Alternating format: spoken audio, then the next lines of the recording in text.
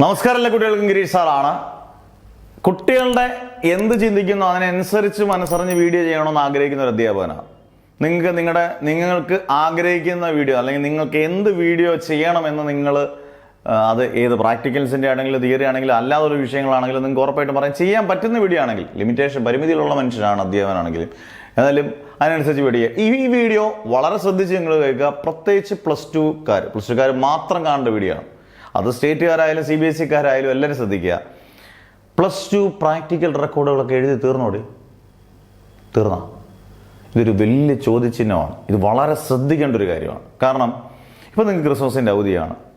നമ്മൾ തകർത്ത് Christmas new year ഒക്കെ ആഘോഷിക്കുന്നതിൻ്റെ കൂട്ടത്തിൽ ചിലയിടത്ത് പ്രാക്ടിക്കൽ ഫുള്ള് കംപ്ലീറ്റ് ചെയ്ത് കാണത്തില്ല, ചിലയിടത്ത് കുറച്ച് പ്രാക്ടിക്കൽ. പക്ഷേ നിങ്ങൾ എത്രയും പ്രാക്ടിക്കൽ ചെയ്ത് നിർത്തിയോ അതെല്ലാം റഫ് റെക്കോർഡിലല്ല, പ്രാക്ടിക്കൽ നമ്മുടെ മെയിൻ പ്രാക്ടിക്കൽ റെക്കോർഡിൽ ഇതെല്ലാം എഴുതി ആ കൺസേൺഡ് ആയിട്ടുള്ള ഫിസിക്സ് ആയിക്കോട്ടെ, കെമിസ്ട്രി ആയിക്കോട്ടെ, ഏത് ലാബ് ആയിക്കോട്ടെ അധ്യാപകൻ്റെ ഇന്ന് സൈൻ മേടിച്ച് കംപ്ലീറ്റ് ആക്കാവുന്നവർ കംപ്ലീറ്റ് ആക്കി ലാസ്റ്റിൽ സീൽ മേടിച്ച് വെക്കണം. അല്ലെങ്കിൽ എന്താ പ്രശ്നം എന്ന് പറഞ്ഞാൽ ജനുവരി 22-ാം തീയതി പ്രാക്ടിക്കലാണ്, പബ്ലിക് എക്സാം പ്രാക്ടിക്കലാണ്. അതിന് മുമ്പ് മോഡൽ നടത്തും, അതിന് മുമ്പ് ചിലപ്പോൾ മോഡൽ തിയറി നടത്തും. പിന്നെ നമുക്കോട് സമയം കിട്ടത്തില്ല. അന്നേരം ഇരുന്ന് റെക്കോർഡ് എഴുതി നമ്മുടെ പന്തികേട് വരും. പിന്നെ നമ്മളങ്ങോട്ട് ചെല്ലുമ്പോഴത്തേക്കും ടീച്ചർമാർ ബിസി ആയിരിക്കും, ചിലപ്പോൾ അന്ന് സൈൻ കിട്ടത്തില്ല. അന്നത്തെ ഒരു ദിവസം പോയി പിന്നെ അടുത്ത ദിവസം വരാൻ പറയും. ഇതെല്ലാം നടക്കുന്ന കാര്യങ്ങളാണ്. ആ ഒരു അധ്യാപകൻ എന്നുള്ള രീതിയിൽ, ഹയർ സെക്കൻഡറിയിൽ പഠിപ്പിച്ചൊരു അധ്യാപകൻ എന്നുള്ള രീതിയിൽ വ്യക്തമായിട്ട് എനിക്കറിയാവുന്നതുകൊണ്ട് പറയുകയാണ്. അതുകൊണ്ട് നിങ്ങൾ നേരത്തെ ഓരോ ലാബുകൾ ലാസ്റ്റ് റെക്കോർഡ് ആദ്യം മുതൽ എഴുതാനൊന്നും ഒരിക്കലും നിൽക്കില്ല മക്കളെ.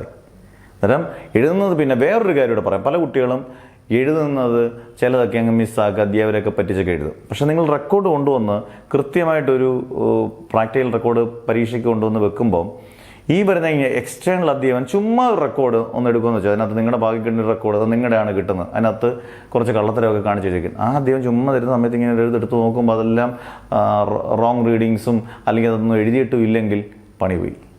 ചിലർ റെക്കോർഡ് എഴുതത്തേ ഇല്ല, കള്ളത്തരത്തിൽ ചിലവ്. അതൊക്കെ പിടിച്ചു കഴിഞ്ഞാൽ ഒരു രക്ഷയില്ലാത്ത നമ്മുടെ മാർക്കുകൾ എല്ലാത്തിൻ്റെയും പോകും. ഇപ്പോൾ ഫിസിക്സിനാണെങ്കിൽ അത് പിന്നീട് കെമിസ്ട്രി അധ്യാപകരിലേക്കും ലാബിലേക്കും എല്ലാം മാത്സും എല്ലായിടത്തോട്ടും പോകും. അതിന് എല്ലാത്തിനും മാർക്ക് പോകും. അതിന് പകരം ഇപ്പം നിങ്ങൾ ചെയ്യേണ്ടത് ഈ കുറച്ച് സമയം എടുത്ത് ഓരോ ദിവസം കുറച്ച് മണിക്കൂർ എടുത്ത് ലാബ് ഓരോന്നിൻ്റെ റെക്കോർഡുകൾ കംപ്ലീറ്റ് ചെയ്ത് തീർക്കണം. അതിനിങ്ങനെ ദിവസങ്ങൾ എടുക്കരുത്.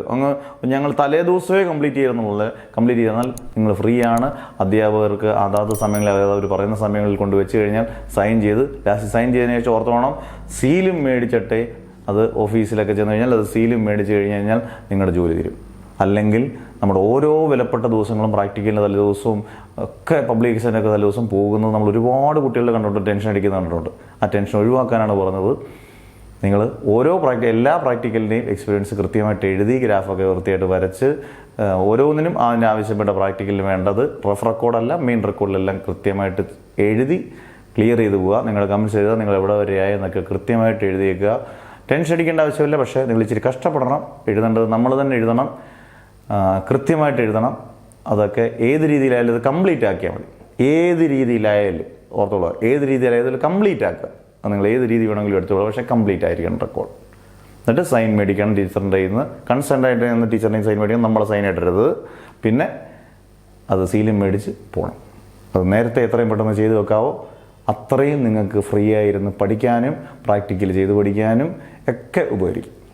ഓക്കെ, അന്നേരം പറഞ്ഞതുപോലെ എല്ലാം അടുത്ത വീഡിയോ ആയിട്ട് വരുന്നവരെ നെവർ എവർ ഗീവ് അപ്പ്.